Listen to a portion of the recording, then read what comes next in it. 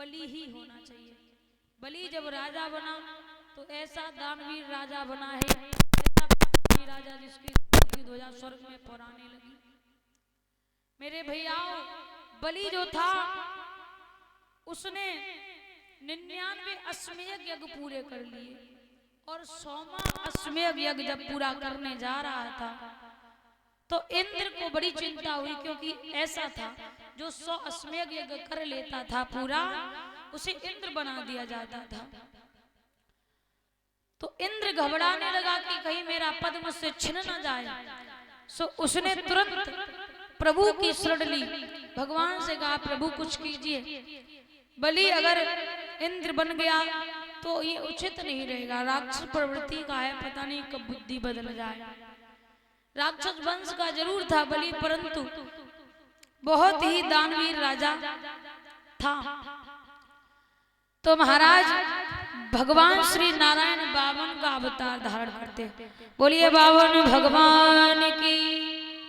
बावन भगवान आज बलि के द्वार पे पहुंचे। बलि ने जब आता हुआ देखा तो खूब सम्मान किया और कहा,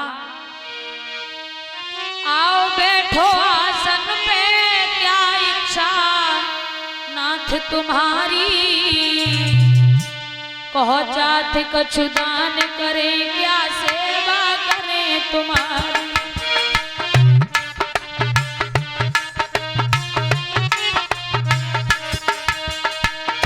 क्योंकि संत शिरोमणि द्वार द्वार पे कभी किसी के न जाते। अरे धन भाग्य है हमारे जो हमारे द्वार पे संत महात्मा पधारे हैं। अरे संत शिरोमणि द्वार द्वार पे कभी किसी के न जाते। होती है शुभ घड़ी संत के दर्श तभी हो पाते।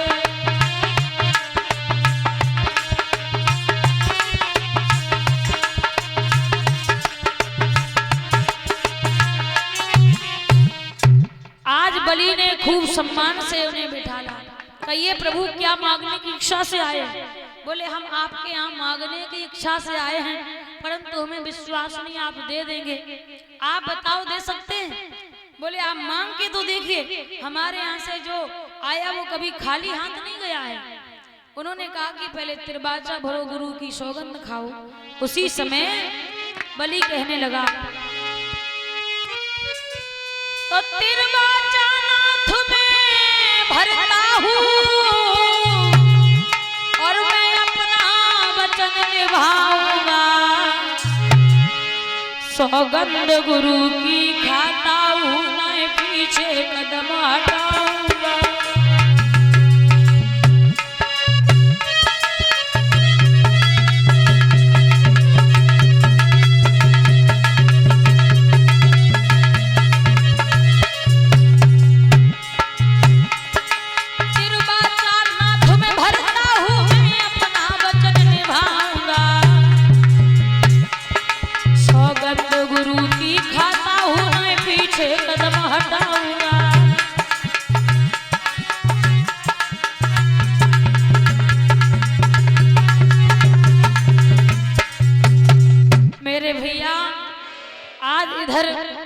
बलि ने कहा कि अब मांग लीजिए, मैं त्रिवाचा भरता हूँ, जो मांगो ये वही दूंगा। उन्होंने कहा अब मुझे विश्वास हो गया है, अब एक काम करो, 3 कदम पृथ्वी दान में देने का संकल्प कर दो। और जैसे ही ये कहा तो तब तक आ गए बलि के गुरुजी, जिनका नाम था शुक्राचार्य जी। और ये शुक्राचार्य जी राक्षसों के गुरु थे, देवताओं के गुरु का नाम बृहस्पति है। तो शुक्राचार्य जी ने सोचा हमारा चेला ठग जाएगा, क्योंकि ये छलिया है, हमारे चेला को छलने आया है। शुक्राचार्य जी दौड़ करके पहुंच गए। बेटा 3 कदम पृथ्वी दान में देने का संकल्प मत कर देना। अगर तुमने 3 कदम पृथ्वी दान में देने का संकल्प ले लिया तो बाद में पछताओगे। बलि कहने लगा गुरुदेव आपकी सारी बात हम मान सकते हैं, परंतु दान करते समय यदि आप मुझे रोकें ये बात हम आपकी नहीं मान पाएंगे। अब शुक्राचार्य जी कहने लगे, बेटा मेरी बात सुन लो। अरे मत कर दान जमी को सो राजा बलि, मत कर दान जमी को।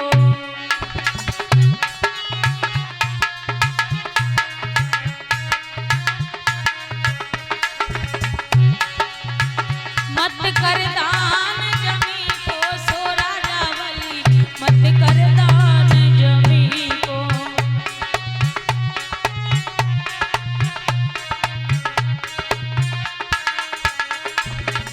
क्योंकि जाई ने हिरड़ा कुछ मारो जाई। जवाब दिया, जो तुम्हारे दादा थे उनके पिता यानी तुम्हारे परदादा को इसी छलिया ने मार डाला था। तुम अभी इसे समझ नहीं पा रहे हो। ये कोई साधु महात्मा नहीं है, ये छलिया तुम्हें छलने आया है। जाई ने हिरड़ा कुछ मारो,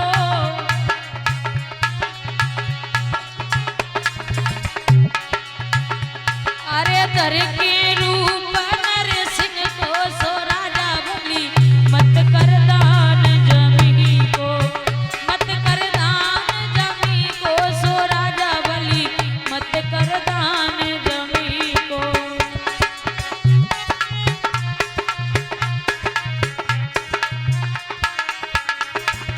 और जाई ने भस्मासुर मारो जाई ने,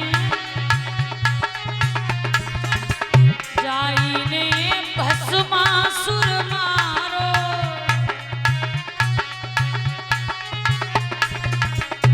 अरे धर के रूप जनी को सो राजा बलि, मत कर दान जमी को। मत कर दान जमी को सो राजा बलि, मत कर दान जमी को।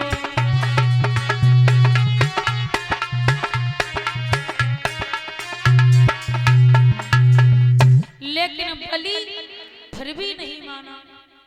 सो शुक्राचार्य जी ने सोचा, हमारा चेला तो नादान है, ये मानेगा नहीं, हम ही कुछ करते हैं। तो शुक्राचार्य जी ने क्या किया, सागर की टोटी में जाके बैठ गए।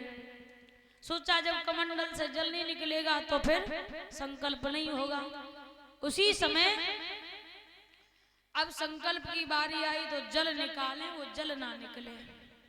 जब जल ना निकले तो भगवान ने सोचा, मुझे ये मालूम होता है कि सागर की टोटी में कुछ कूड़ा करकट अटक गया है। अच्छा, तो उसी समय भगवान श्री नारायण ने, भगवान वामन ने अपनी योग शक्ति से वहां पे दाब घास प्रकट करी। और दाब घास जब उगती है ना तो उसका तिनका बड़ा नुकीला होता है। दाब घास का तिनका लिया और सागर की टोटी में डाला, और जैसे ही डाला तो शुक्राचार्य जी का एक बाजार बंद हो गया, मानो एक आंख फूट गई। और शुक्राचार्य जी की जब आंख फूटी तो वो बड़बड़ा के बाहर निकले। भगवान आज उसी समय शुक्राचार्य जी तो चले गए। और इस कथा से हमें शिक्षा भी मिलती है, जो भी दान करते समय किसी को रोकता है तो भगवान उनका एक बाजार बंद कर देते हैं। इसीलिए कोई अगर दान कर रहा है तो उसका बढ़ चढ़ करके सहयोग करना चाहिए। और अगर आप नहीं कर पा रहे तो दूसरे की टांग नहीं खींचनी चाहिए। शुक्राचार्य जी तो चले गए, 3 कदम दान में देने के लिए, पृथ्वी दान में देने के लिए संकल्प हो गया। अब बलि कहने लगा, प्रभु हमें तो शर्म और आ रही है, 3 कदम पृथ्वी, आपकी तो एक खटिया भी नहीं पड़ पाएगी। उन्होंने कहा, संत के लिए 3 कदम ही पृथ्वी बहुत है, हमें कुछ नहीं चाहिए। अच्छा, तो आप ही नाप लीजिए। भगवान ने अपना विराट रूप बनाया और 2 कदम में तीनों लोगों को नाप लिया। अब 1 कदम और शेष रह गया। बलि से कहा कि भाई 1 कदम कहां से हम पूरा करें, बताओ। बलि चक्कर में पड़ गया, सोचने लगा अब क्या करें, कहां से इनका 1 कदम पूरा करें। कहा कि प्रभु आप यहीं पर ठहरिए, अभी हम अपनी पत्नी से कुछ पूछ के आते हैं। सो बलि पहुंचा अपनी पत्नी विंध्यावली के पास में। विंध्यावली ने जैसे ही अपने पति को देखा, चेहरा उदास था, तो रानी पूछने लगी, महाराज किस कारण से प्रियतम प्यारे और गई तन की बदल रूहानी है।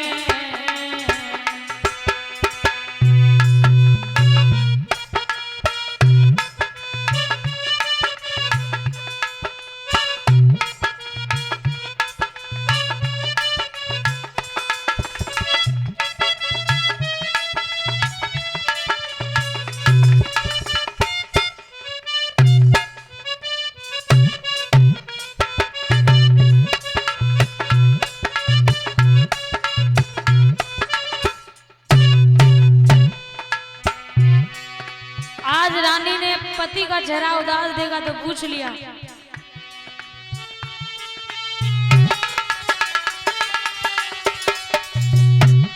किस कारण से प्रियतम प्यारे जी, किस कारण से प्रियतम प्यारे ए गई तन की बदल रूहानी है।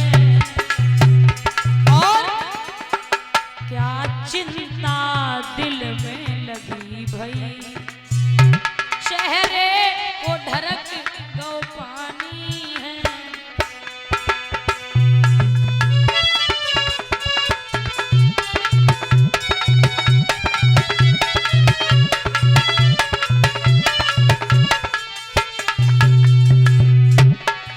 और क्या भूखा सख्त गया दर से, क्या भूखा सख्त गया दर से,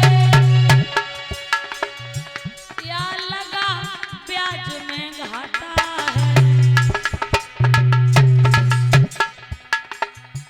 किस कारण से प्रियतम प्यारे चेहरे पे खिला सन्नाटा है।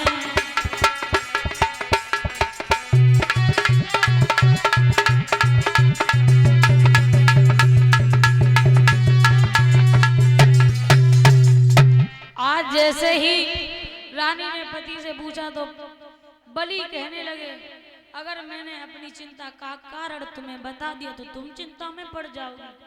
तो कहा कि पति के ऊपर कोई संकट है तो पत्नी का पूरा अधिकार है संकट में उसकी सहायता करना। आप मुझे बताइए, शायद मैं आपकी चिंता का हरण कर सकूं। उन्होंने कहा कि एक महात्मा जी, एक संत जी आए, उन्होंने 3 कदम पृथ्वी दान में मांगी, हमने दी, लेकिन उन्होंने 2 कदम में तीनों लोगों को नाप लिया, 1 कदम शेष रह गया, वो हमारे ऊपर एक कर्ज के समान है, उसे पूरा करना है, कैसे करें समझ में नहीं आता है।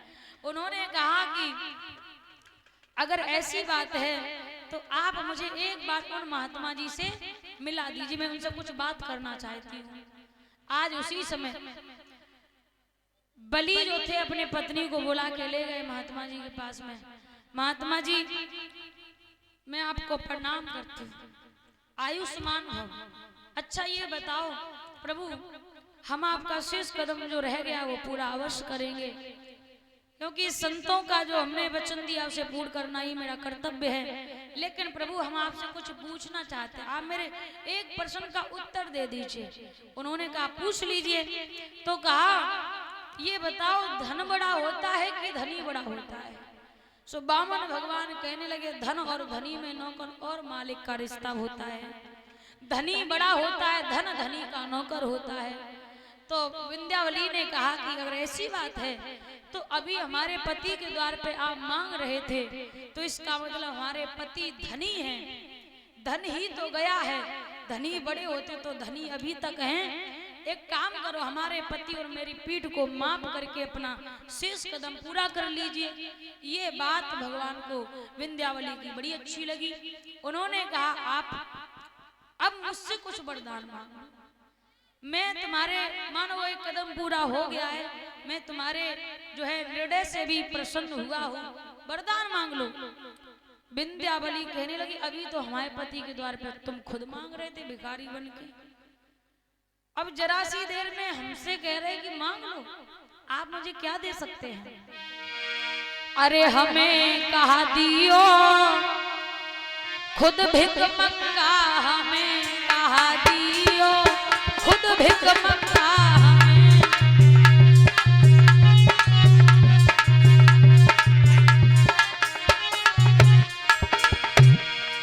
खुद भिख मंगा तुम बिल्कुल हो नंगा, खुद भिख मंगा, खुद भिख मंगा, हमें कहा दियो खुद भिख मंगा, हमें कहा दियो खुद भिख मंगा।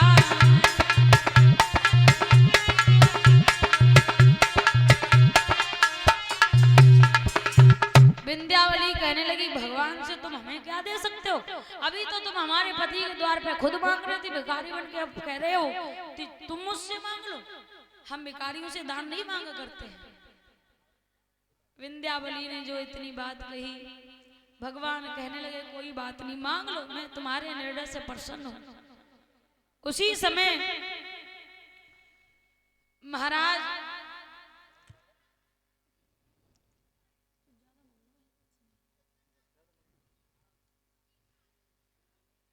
आज विंध्यावली जो थी दौड़ करके उसके पास भगवान जाते हैं, बलि के पास जाते कि तुम कुछ मांग लो, लेकिन दोनों में से कोई कुछ मांग नहीं रहा।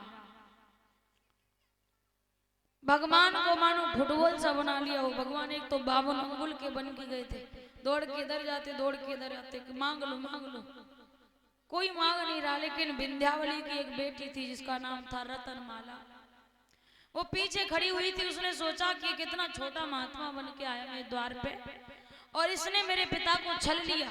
अगर ये मेरा पुत्र होता तो मैं स्तनों से जहर लगा के और दूध पिला के इसे मार डालती।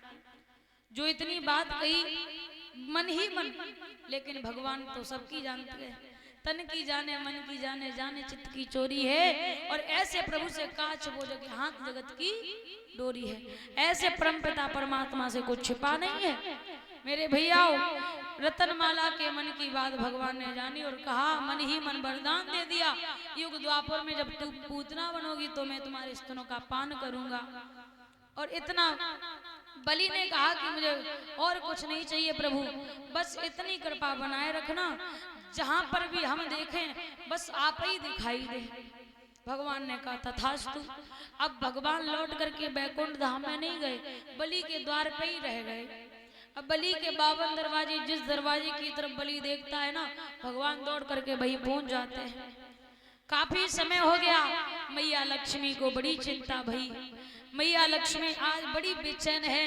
और इधर देव ऋषि नारद विचरण करते हुए बैकुंठ धाम से निकले तो नारद जी को देखा। लक्ष्मी जी ने पास में बुलाया, बेटा नारद तुमने क्या भगवान श्री नारायण को देखा? बोले कहाँ भेजा था? बोले हमसे तो ये कह गए थे कि हम बलि की परीक्षा लेने जा रहे हैं। बोले परीक्षा ले रहे हैं कि दे रहे हैं? समझे नहीं बात को। अच्छा आपको नहीं पता है मैया, बलि के द्वार पे भगवान चौकीदारी को काम कर रहे हैं। अच्छा तो अब हमारे पति कैसे मिलेंगे मुझे?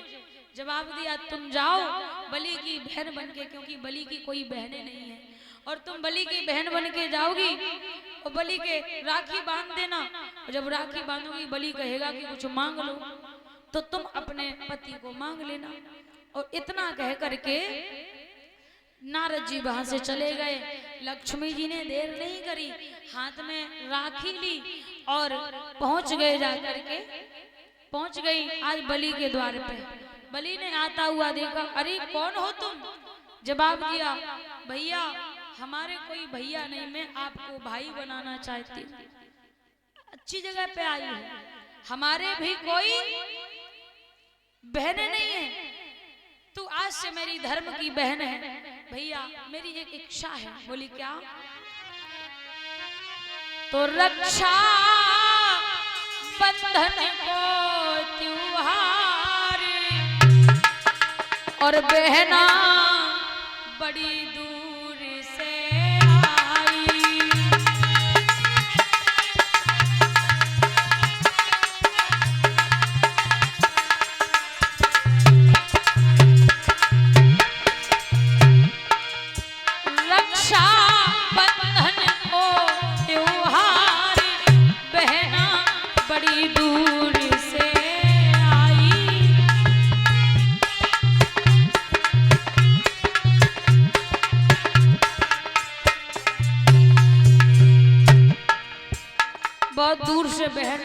चल के आई है, भैया हाथ आगे बढ़ा दे, मैं तेरी कलाई में राखी बांधना चाहती हूँ। अच्छा ऐसी बात है तो बांध दे। बलि ने कलाई बढ़ाई, मन मेरे में ऐसी इच्छा बंधवा ले हाथ में रखा,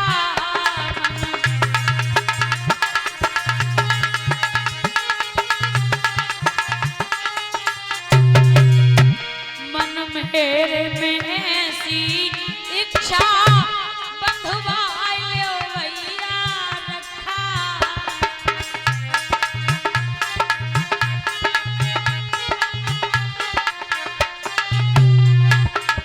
और भैया कहने लगा, बहना तूने हमें राखी बांधी, इसके बदले में तू हमसे कुछ मांग ले। नहीं नहीं भैया कुछ नहीं चाहिए।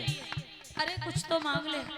अरे कुछ नहीं चाहिए भैया, हमें तो एक भैया की कमी महसूस होती थी, लेकिन आज से तुम हमारे भाई बन गए हो, अब मुझे किसी चीज की जरूरत नहीं है। बलि कहने लगा, कैसी बातें कर रही हो बहन, तेरे भैया के पास किसी चीज की कमी नहीं है, और जिस चीज पे तू हाथ रख देगी समझ ले वो तेरी हो गई। लक्ष्मी ने सोचा ज्यादा भी मना ना करे, अगर ज्यादा मना करें भैया ने कह दी कोई बात नहीं तो फिर काम खराब हो जाएगा। उसी समय लक्ष्मी जी ने कहा, भैया अगर तुम ज्यादा कह रहे हो तो सुनो, ज्यादा कुछ बड़ी चीज नहीं चाहिए हमें। भैया दे दे चौकीदारी, बहना बड़ी दूर से आई।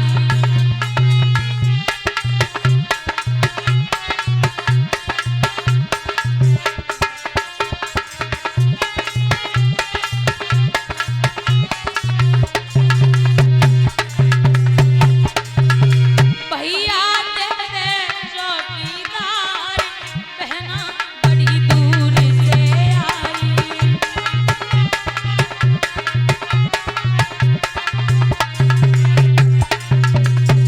मेरे भैया इधर